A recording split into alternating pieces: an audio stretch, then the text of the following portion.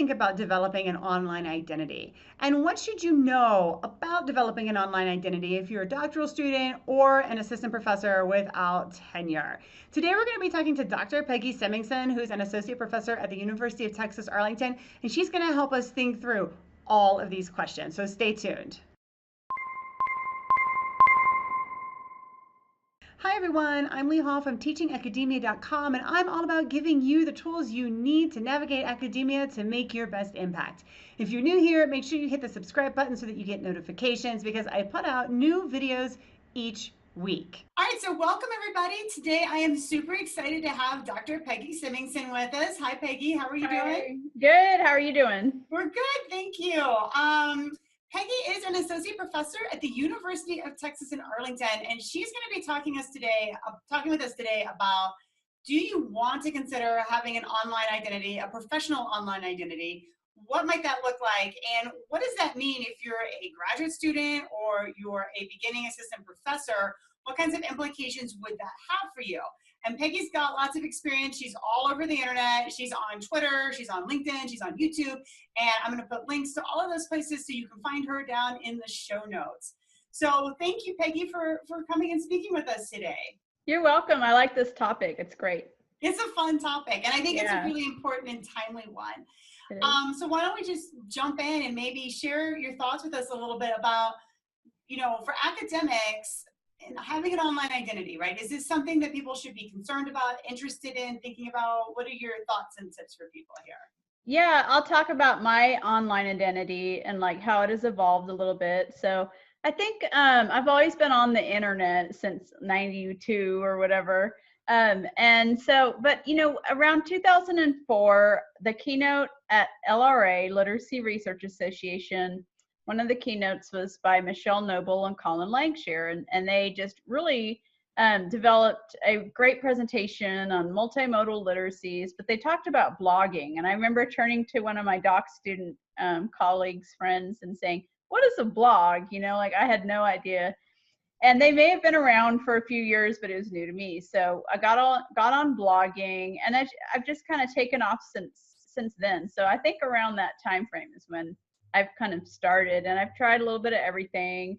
But right now I've really developed kind of the social media angle for developing a digital presence. I've blogged off and on. It's something you have to have a habit for, and I have not had that habit. I admire bloggers, but I wouldn't consider myself one, not full-time or not permanently, regularly. So YouTube is one of my main places where I share. And also I'm on Twitter and then LinkedIn, and those are all really different, but those are kind of my main avenues. Also, I'm on Google Scholar, and I'm on academia.edu and ResearchGate, but I don't, maintain those very well. So I'd say social media because I like the connectivity. So if somebody's listening to you right now and they're thinking, is this important for me as an academic at any level, right, to get involved with in some way? It sounds like you might say yes, but why would somebody want to consider getting involved professionally on YouTube or LinkedIn or Twitter or any social media platform? Well, I think kind of for two reasons. I think people will Google you, your students, your colleagues, just kind of nosy busybodies, everybody.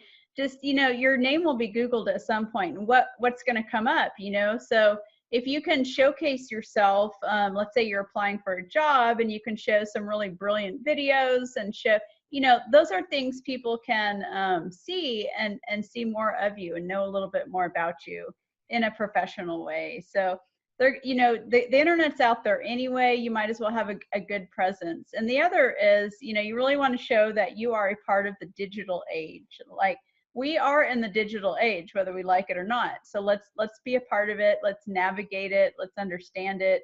And I want to practice what I preach. If I talk about new literacies, I better be doing new literacies. I remember a colleague telling me, I've never done an online discussion anywhere. And I'm like, what?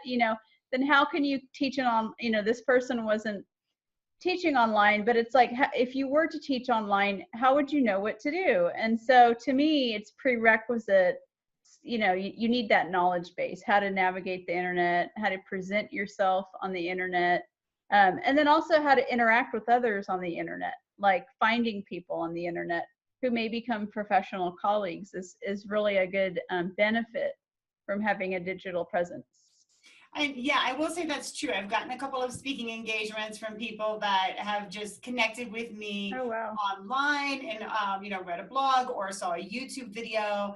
So that's really, I think, important. You never know what kinds of people it's going to connect you with or opportunities. And the Exactly. other thing too, I think is important is you get to be part of connecting with the public in general, right? So you get to be part of the public discourse Oh, around right. your Public. Yeah. topic, right? Yeah. Yeah. That's one of my goals, is to be, to be a public intellectual. And that's kind of a double-edged sword, because you put yourself out there and, you, like you said, people have found you. But it doesn't count really in the traditional framework of what an academic does. So I struggle with that. I keep going anyway because it's important to me, and I think it's timely to be out there and have a digital presence. But I don't know that academia as a whole has caught up with that. Yeah, I definitely agree.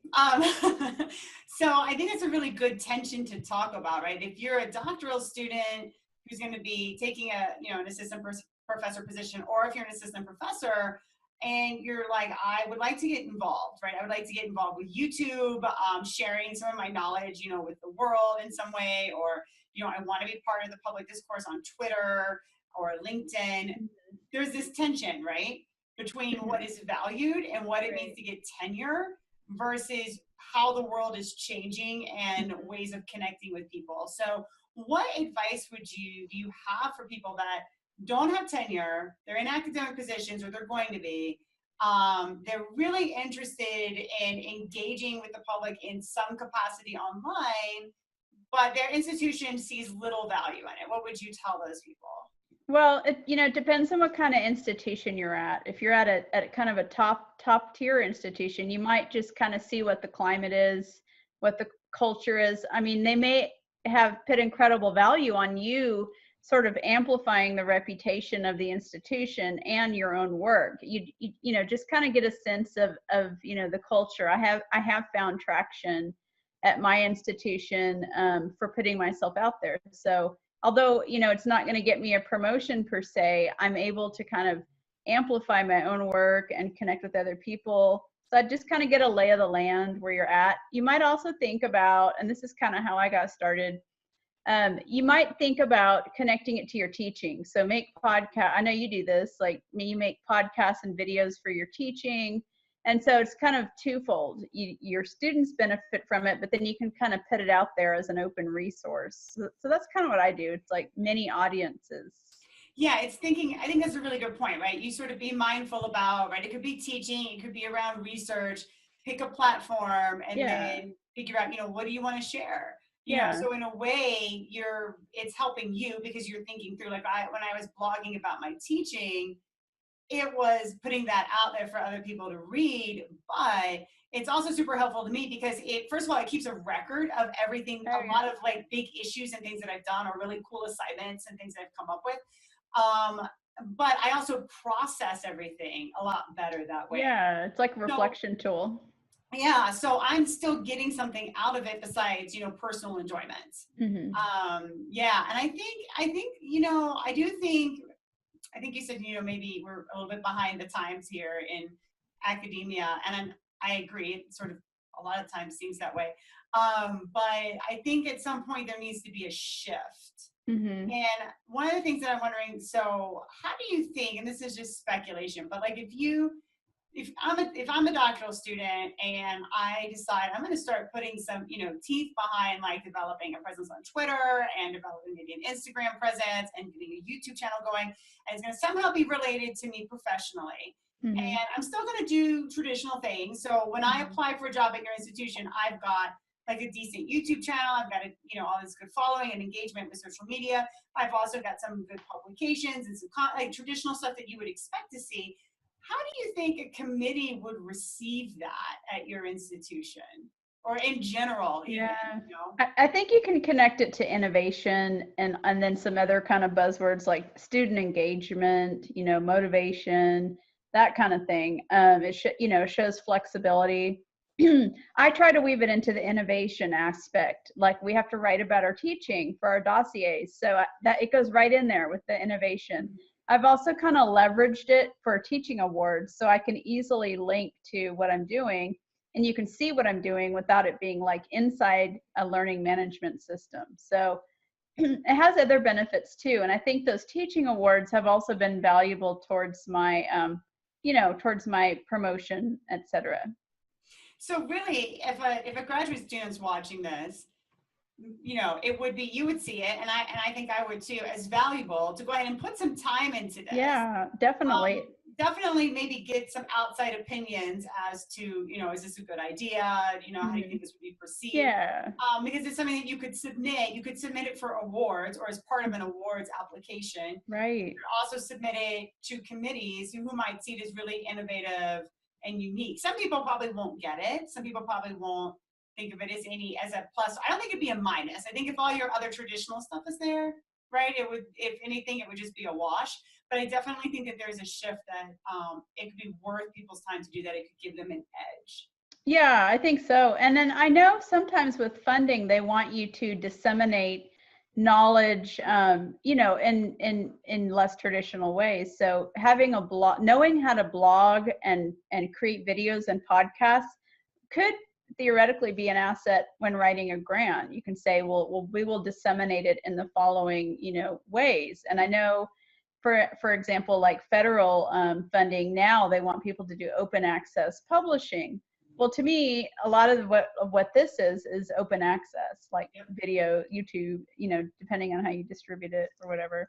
But, I think you could work that skill set into a grant proposal too. I think that's a really good point. And I think too, if you've been doing this for a while, if I think about, I'm new and I'm just starting out, but I do this for a while and I start to build up an audience, that's something when you talk about in a grant proposal that you can say, I'm going to disseminate it on my YouTube channel and how many subscribers I have. Right. That's valuable. On Twitter. Yeah. And here's how many followers I have. I think that would be really, it certainly, I think would definitely be a plus. Yeah. I think it's like building your own social capital.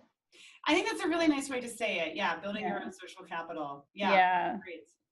So that's the way I think about it. But yeah, I would just say jump in, and if you are going to blog, make it a habit. Mine is one of the many neglected blogs out there. You go look at it, it's like 2016 is the last, blogging on a whim. But with YouTube, I'm doing a little better. So I'm kind of sticking with what I like more, and so I think that's another important thing. So if you don't like long form blogging, then do the short form, do short form blogging or tweet, kind of figure out what appeals to you. I like anything I can do on my phone too. Yeah. And that's, I think, a good final point to make is you don't need to buy a bunch of expensive equipment. Yeah. So if you don't like blogging, don't blog, but maybe you like making videos, but you can use your phone to make a video. Yeah. I got this podcast mic and it was like $35, and so I'm gonna put it together later, but that's not much. That's just a couple Starbucks. Yeah. So but it's fun. I would say just have fun with it too, and then of course be careful. There's that whole deal, like people have like lost jobs based on what they tweeted, so there's another fine line, and you can argue First Amendment all you want, but at the end of the day, I think as an assistant professor and a doc student, just be careful. Yeah. Well, for all of us. Yeah. Yeah. All right. Well, thank you so much, Peggy, for taking the time. And once again, Dr. Peggy Symington, she's an associate professor at the University of Texas at Arlington, and you can find her on Twitter, YouTube, LinkedIn, and we're going to have all of those links for you in the show notes. So make sure you check them out and connect with her. I love it. Thanks. Love it. All right, so thanks for watching, and don't forget to subscribe so that you can catch all my videos. And while you're at it, head down to the comments section and let's talk about your questions and experiences with developing an online identity, but particularly one that connects to academia. What are the things that are working for you? What are your challenges? I look forward to hearing about them and discussing them to help you move forward with your academic journey.